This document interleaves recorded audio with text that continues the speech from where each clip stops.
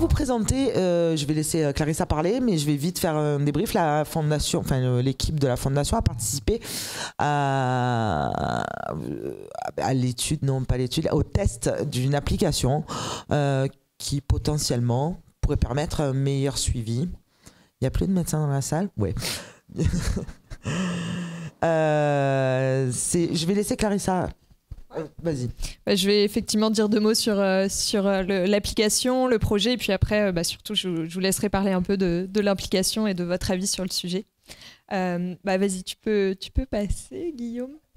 Peut-être donc juste quelques mots en intro pour vous dire que donc l'application, elle a été développée par une entreprise qui s'appelle Adsensiam, que je représente aujourd'hui, qui est donc une entreprise française qui a été donc fondée à l'Institut du cerveau donc de la Pitié-Salpêtrière et qui fait de la santé numérique. Donc en fait, on développe des applications mobiles qui se basent sur le smartphone des patients et qui permet de développer des nouveaux marqueurs qui permettent de mesurer les atteintes neurologiques au plus près du quotidien du patient. Parce que comme on utilise directement le smartphone du patient, le patient peut l'utiliser à domicile pour aller par exemple mesurer certains symptômes moteurs ou visuels ou des atteintes cognitives. Alors, dans l'entreprise, aujourd'hui, on est plus de 70 et surtout, on ne travaille pas tout seul. On travaille donc avec des médecins, des sociétés savantes et des associations de patients. Et donc, c'est dans ce cadre-là qu'on a été aussi mis en contact avec la Fondation Sumera. Peut-être sur la prochaine slide, voilà, c'est pour vous expliquer un peu le concept de nos produits, donc, qui se base à chaque fois sur 2 dispositifs numériques. Donc, à la fois, effectivement, une application mobile, qui est donc un dispositif médical qui est prescrit par le professionnel de santé et que le patient peut télécharger sur son propre téléphone. Ça prend la forme d'une application dans laquelle le patient va retrouver tout un tas d'examens neurologiques qu'il va pouvoir réaliser à domicile à une fréquence donnée. Généralement, c'est mensuel pour pas que ça soit trop non plus prenant. Et en fait, le patient va réaliser des tâches, par exemple un test de marche ou par exemple un test de vision. Et nous, on va aller récolter donc la donnée brute, donc le signal, si vous voulez, des capteurs du téléphone, qu'on va aller transformer en des données interprétables par les médecins. Parce qu'en fait, ces données-là, elles sont envoyées avec le consentement du patient à ses équipes de soins, que ce soit neurologues, infirmières, kinésithérapeutes, qui vont pouvoir suivre l'évolution de la maladie, voir s'il y a eu des changements, par exemple, ou si le traitement est bien efficace, à une manière beaucoup plus régulière. Aujourd'hui, nous, on était partis d'un premier projet dans la sclérose en plaques, où le constat était de dire, en fait, les patients, ils voient leur neurologue qu'une fois par an, pendant des consultations qui sont des fois assez courtes et pendant laquelle on n'a pas le temps de faire passer tous les examens. Donc par exemple, un test de marche, un test de moteur pour évaluer les bras. Et donc c'est pour ça que dans la sclérose en plaques, on est venu aller apporter plus de données pour permettre aux neurologues de bien suivre la maladie depuis le domicile du patient pour voir si par exemple on a besoin de changer le traitement ou pas, si par exemple il y a des nouveaux symptômes. Je pense qu'on peut passer. Et donc voilà, le projet NMOSD Copilote, il est parti de ce projet dans la sclérose en plaques où en fait on s'est questionné, on s'est dit voilà, est-ce que ce qu'on a fait dans la sclérose en plaques pourrait être utile pour les patients atteints de NMO? Parce qu'on savait que voilà, il y avait certains symptômes qui étaient similaires. Et donc on a travaillé à essayer de définir justement un nouveau contenu d'une application donc nouvelle qui est en cours de développement et on en parlera plus tard, qui va bientôt être qui est en cours d'études cliniques, qui comprend donc à la fois des mesures donc vraiment objectives de certains symptômes. Donc par exemple, on va aller évaluer la marche du patient. Donc typiquement, le patient met dans sa poche son téléphone, on va lui demander de marcher et nous on va aller récolter tout un tas de données sur, par exemple, la vitesse de marche, la durée, la longueur du pas, etc. C'est des données qui sont vraiment nouvelles, qu'aujourd'hui, les professionnels de santé n'ont pas accès, puisqu'ils ne voient pas ce qui se passe au domicile du patient. Alors que là, ça permet d'avoir une récolte un peu plus proche du quotidien. On a aussi des mesures qui évaluent donc, la vision à bas contraste, donc les symptômes de la névrite optique, des atteintes cognitives et de la dextérité fine, donc plutôt pour les myélites transverses. À côté de ça, on a ajouté aussi tout un tas de questionnaires, cette fois-ci, que le patient a la possibilité de répondre et qui couvrent tous les autres symptômes de la neuromyélite qu'on avait sélectionnés justement avec les patients lors d'entretiens comme d'importance majeure, comme par exemple la douleur ou la fatigue chronique ou les troubles sexuels ou urinaires ou les troubles de l'humeur. Et donc tout ça, les patients ont la capacité aussi d'y répondre pour, pendant la consultation avec le neurologue, pouvoir en parler parce que le neurologue peut voir justement tout ce qui a été récolté depuis le domicile du patient.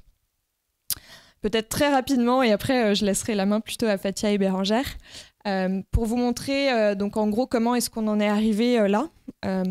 On a commencé en 2021 par ce qu'on appelle une phase de cadrage, où en fait on est allé interroger tous les patients, les professionnels de santé.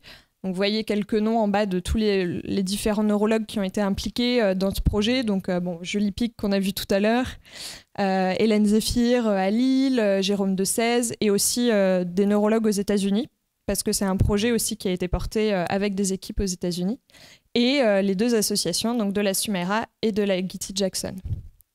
Une fois qu'on avait cadré un peu le concept, on l'a testé dans une première campagne avec 14 patients atteints de NMO, qui ont validé avec nous que le concept répondait bien à leurs besoins et que c'était cohérent avec leur maladie. Après, on a développé, donc nous, on a des équipes de développeurs qui ont codé l'application jusqu'en février 2023. Et après, on a fait vraiment une dernière campagne, cette fois-ci sur 30 patients, pour aller valider la sécurité d'utilisation, mais aussi la bonne compréhension de l'interface, est-ce que c'est facile d'utilisation, etc.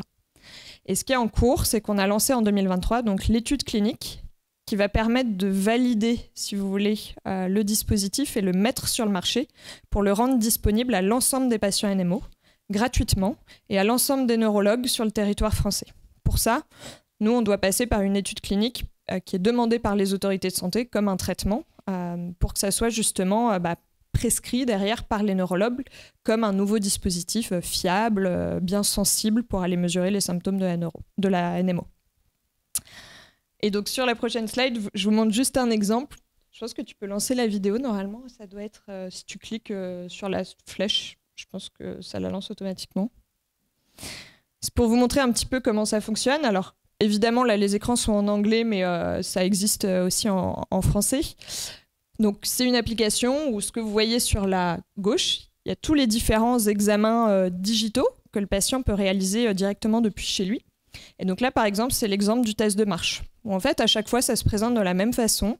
Il y a un tutoriel qui explique au patient qu'est-ce qu'on va faire, comment ça fonctionne, qu'est-ce qui va lui être demandé de faire. Et après, on a généralement une petite checklist qui demande est-ce que vous avez bien chargé le téléphone, etc. Et après, le test va se lancer tout seul. Concrètement, pour le test de marche, c'est assez simple. On demande au patient de mettre le téléphone dans sa poche et de réaliser une marche du quotidien. Et nous, on va mesurer, grâce à des capteurs comme l'accéléromètre, le gyroscope, est-ce qu'il y a des problèmes de fatigue à la marche, des déséquilibres, est-ce qu'il y a une vitesse de marche qui est diminuée, etc. C'est assez facile à réaliser. Littéralement, il n'y a rien à faire à part lancer le test et le mettre dans sa poche et après, il s'arrête automatiquement. Voilà, là, c'était ce que vous voyez. Le test est en train de commencer. Il y a un compteur. Il y a des instructions vocales pour guider aussi pendant tout le test. Sur la prochaine slide, il y en avait un autre que j'aime bien montrer parce qu'il est un peu plus visuel. En gros, donc là, c'est un test qui évalue la dextérité fine des patients. Donc plutôt, est-ce qu'il y a des tremblements, est-ce qu'il y a des choses comme ça.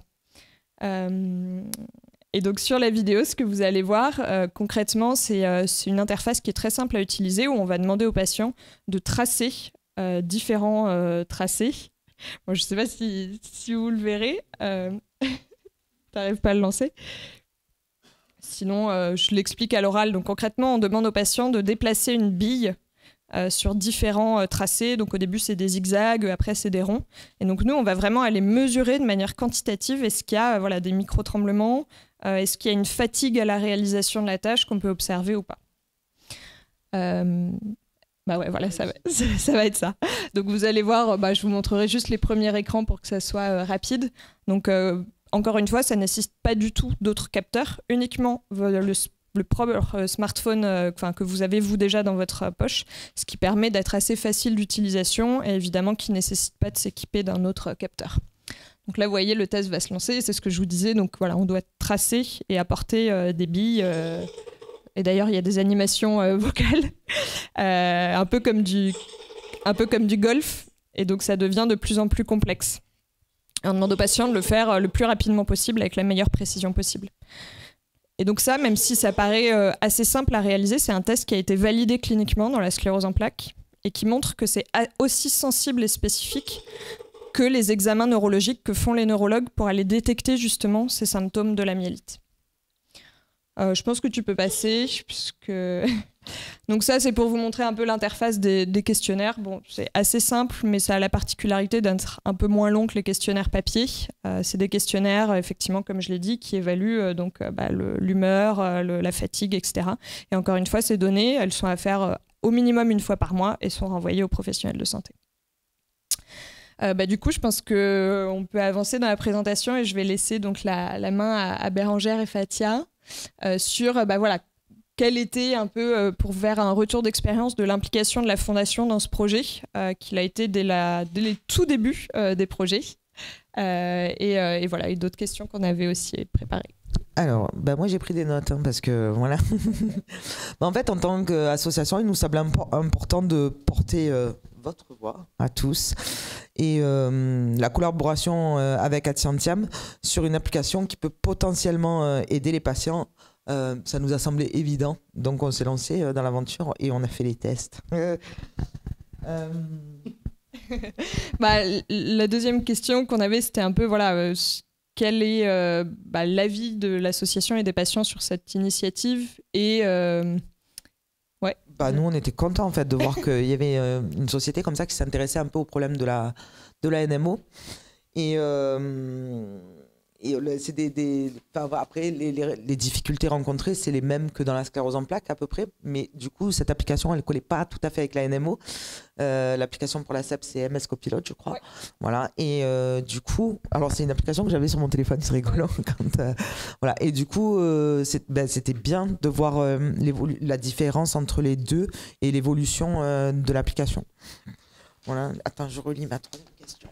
Ouais, la troisième question qu'on s'était dit qui était bien d'échanger, c'est quelle est un peu aussi la vision pour une utilisation en vie réelle. Donc encore une fois que l'étude clinique sera faite et que le dispositif sera utilisable par tous les patients, donc ce qui n'est pas tout de suite, vous avez vu, plutôt 2025-2026. C'est une application qui est facile à utiliser, qui est ludique et qui est très rapide. Alors, en fait, on est un peu déçus, c'est super court. Ça prend pas beaucoup de temps, donc on est un peu frustrés. Et on espère dans l'avenir qu'elle puisse servir de support aux équipes médicales, vraiment, pas que ce soit aux oubliettes. Et en fait, c'est une application qui permet, nous on pense, de notre point de vue de patient, d'avoir des mini-évaluations qui peuvent nous rassurer à nous, patients. En fait, et des fois quand on fait les tests, alors des fois on n'a pas le temps de faire les tests à l'hôpital parce que c'est pressé, machin et tout, et des fois on fait les tests à l'hôpital et ça matche pas comme on voudrait. Le test de marche, moi je parle pour mon cas perso, quand je fais le test de marche à l'hôpital sur une surface nickel, toute propre, toute plane, je marche presque bien, alors que quand je marche chez moi, ça va pas du tout. Enfin, il y a des choses non. Donc permettre de tester en vie réelle en fait, un test, d'aller sur la route, traverser, acheter du pain avec l'application dans la poche et voir comment on se débrouille au quotidien, c'est pas mal. Alors après, il faut pas que les patients ils se disent qu'ils prennent l'application en se disant mon Dieu, fais voir comment je me dégrade. C'est pas ça du tout, ça sert pas à ça. Ça sert juste à donner une évaluation du patient sur un instant T, un point ponctuel. Merci de ce retour, c'est effectivement vraiment ça. Enfin, souvent, c'est les retours qu'on a de dire, quand on fait l'évaluation à l'hôpital, effectivement, des fois, ça peut être aussi un peu biaisé parce que... Ça, et puis pour la dextérité, à l'hôpital, ils nous font faire des trucs là, et ça me stresse. Moi, à chaque fois, je suis en panique, alors que normalement, j'ai pas de problème au niveau des mains, de la dextérité, enfin, ça dépend. Mais du coup, le test, il est faussé parce que... Enfin, j'ai l'impression que le test est faussé. Donc, du coup, le golf, c'est sympa. Ouais. Assise. Allez, je te laisse. Du coup, Fatia a participé aux campagnes de test. Donc voilà, c'était un peu pour te demander comment ça s'était passé, ce que tu avais dû faire. Tu poses pas de questions? Non, j'y réponds. Attends, je vais voir ce qu'elle dit. Parce que si elle dit pas tout, je vais balancer une info importante après. On va poser des questions. Je suis tout le temps, enfin c'est tout le temps moi, mais bon, c'est pas grave. Oui, alors moi l'application, moi j'ai trouvé ça génial, hein. Moi j'ai adoré. Hein. Et, en fait, on a réalisé avec Bérangère, quand on en a parlé, on a réalisé que c'est vrai qu'il y avait certaines personnes en fait qui n'ont jamais fait de test, ou bien parce que faute de temps, ou alors pas de personnel disponible pour pouvoir leur faire à l'hôpital. Du coup, on a mis le doigt sur, en fait, sur les angoisses des patients. Ouais, tu écris super mal en plus. Ouais, sur l'angoisse des patients nouvellement diagnostiqués. Leur angoisse de se dégrader comme ça sans savoir que c'est tout, enfin, tout seul, quoi. Ils se sentent... Non, mais c'est vrai que quand on vient d'être diagnostiqué, on a l'impression qu'on se dégrade 2 semaines alors qu'il se passe rien en fait. Et le test, ça peut rassurer en se disant bah non, j'ai fait le même temps que la semaine dernière, enfin que le mois dernier. Non, parce que nous on était chaud, on voulait l'utiliser tous les jours le truc. Et en fait, ça permet aussi de se rassurer en se disant bah non, je me dégrade pas. Je marche toujours aussi mal, mais dans le même temps, dans le même. Et ouais, voilà. Pardon, excuse-moi. Non, vas-y. Non, je voulais dire que Fatia n'avait pas fait le test de marche parce qu'il pleuvait, elle n'a pas voulu. Alors, à titre d'information, Bérangère est une poucave. Alors, oui, après, on avait aussi... Oui, la question suivante, ouais. Oui, c'était voilà, en tant que patiente atteinte de NMO, quel est votre avis sur l'utilité, on en a un petit peu parlé, mais voilà, de cette utilisation une fois qu'elle sera disponible pour tout le monde? Nous, on pense sincèrement que cette application, c'est vrai qu'elle pourrait servir aux patients. Après, faut-il qu'ils aient envie de le faire aussi et qu'ils soient tentés de... Ils ? Ouais, les médecins. Ouais, mais il faut que les médecins s'y mettent aussi. Et c'est vrai que sur... T'as marqué quoi, là? Comme ça. Système. Non, mais c'est où? Parce qu'on est là, aux patients pour leur suivi dans un système de santé qui, disons-le, se dégrade. C'est pas bien. Avec des neurologues qui se raréfient. En moyenne, on a une consulte 1 fois par an. Allez, il y a 10 ans, on en avait 2. Tiens, continue, en fait. Tu arrives à lire, là, normalement. Alors, si l'application est bien mise en place et reliée au centre de référence, en cas de dégradation majeure des tests des patients, le personnel compétent pourrait être informé et agir en conséquence. Mais faut vraiment qu'il soit formé, quoi. Ça, c'est le gros enjeu pour nous aussi, de travailler avec les médecins, de les former à l'utilisation, voilà, c'est ça. Et qu'ils sachent comment l'interpréter. Mais est-ce que, par exemple, quand un patient se servira de l'application, est-ce que le service, que ce soit les infirmières ou peu importe, est-ce qu'eux, ils ont une alerte ? Alors, il n'y a pas de système d'alerte, par exemple, par SMS ou par mail, mais par exemple, sur leur tableau de bord, ils voient effectivement tout de suite s'il y a eu des modifications, des dégradations. Et donc, ça peut aider effectivement dans la discussion. On a fait le test ce test-là, ça remonte à un petit moment. Ouais. Du coup, il ne se rappelle plus ce qu'on lui avait expliqué. Comment ça fonctionnait. Pas mal.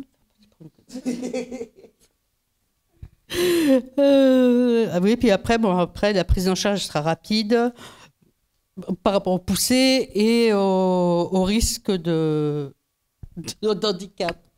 Ça t'a marqué? Voilà, c'est ça. Ouais, non, elle écrit super mal. Mais sinon, c'est vrai que nous, l'application, franchement, elle était, moi particulièrement, si elle est mise en place, direct, je m'en sers. Bon merci de ce retour. Je pense qu'en dernier, les 2 dernières slides qu'il y avait, c'était peut-être pour vous parler un peu plus de l'étude, en tout cas qui est en cours. Donc comme je vous le disais, c'est l'étude qui permettra de mettre sur le marché le dispositif qui sera validé par les autorités de santé. Et donc l'objectif, c'est d'évaluer la performance de la mesure, mais aussi la sécurité d'utilisation. Ce qu'il faut savoir, c'est que c'est une étude internationale qui a lieu donc en France, aux États-Unis et en Allemagne, et qui est coordonnée par le professeur Michael Levy aux États-Unis. Et donc, on va inclure 103 patients donc 30 en France, parce que évidemment, il y a plus de patients aux États-Unis, mais donc 30 en France. Et sur la slide d'après, vous voyez les différents centres qui sont inclus. Alors, pourquoi est-ce qu'on n'a pas inclus tous les centres? Évidemment, en France, c'est aussi parce qu'il y avait un manque de disponibilité dans certains centres. Donc, vous voyez qu'il y en a 6 en tout. Donc, les inclusions, elles ont commencé donc, le 3 novembre et on a déjà 7 patients qui ont été inclus dans les sites en France et donc qui commencent effectivement leur suivi. J'ai oublié de mentionner, donc c'est une étude qui est donc cofinancée par le laboratoire Alexion et nous-mêmes et qui va durer effectivement jusqu'en 2025. Et sur la dernière slide, vous voyez un peu, alors je ne vais pas tout détailler, c'est assez complexe, mais c'est le schéma de l'étude.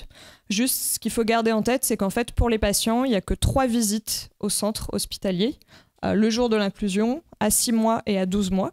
Et entre ça, on demande juste aux patients d'utiliser l'application à domicile. Et donc, il va répondre aussi à des questionnaires de satisfaction, mais c'est assez facile d'utilisation. Voilà. En tout cas, c'est tout pour la présentation. J'espère que ça vous a plu. Oui, pour le moment, ça a été réservé à mes copines NMO. Est-ce que ça va être ouvert au MOGAD, cette application ? Effectivement, c'est une bonne question. La première étude, elle est sur les patients NMO aquaporine 4 parce qu'on avait, en tout cas ce qui a été discuté avec le board, c'était d'avoir donc une population assez homogène qui va notamment dans les symptômes et dans la sévérité et l'intensité de certains symptômes pour éviter qu'il y ait des biais en fait statistiques derrière quand nous on va essayer de montrer la sensibilité et la performance des scores. Aujourd'hui, ce qu'on envisage et on est en train de travailler dessus avec nos équipes réglementaires, c'est de faire une extension d'indication une fois qu'il sera mis sur le marché, un peu comme les traitements, en expliquant par un rationnel que les patients MOGAD et NMO ont des similarités qui sont quand même évidentes et que du coup, alors soit on devra juste refaire une petite étude clinique spécifiquement chez les patients MOGAD, ou soit on espère ne pas avoir besoin de faire une étude clinique et de pouvoir juste renouveler le dossier, si vous voulez. Mais en tout cas, c'est prévu. Pour nous, l'objectif, c'est de couvrir 100% des patients. Après, là, c'était plutôt une volonté d'aller vite sur finir cette première étude en premier pour après faire les extensions, même au double séronégatif d'ailleurs.